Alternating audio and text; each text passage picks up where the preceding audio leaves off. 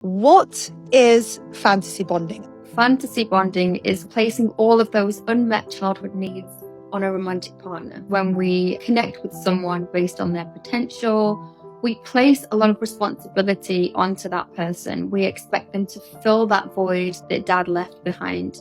It happens to so many of us because we tend to meet people and we go, oh, my void is going to be filled. This void that we've spoken about that dad left behind is now going to be filled by this person. And we place these unrealistic expectations on that person. We're desperate to break free from this feeling of being defunct or not being good enough.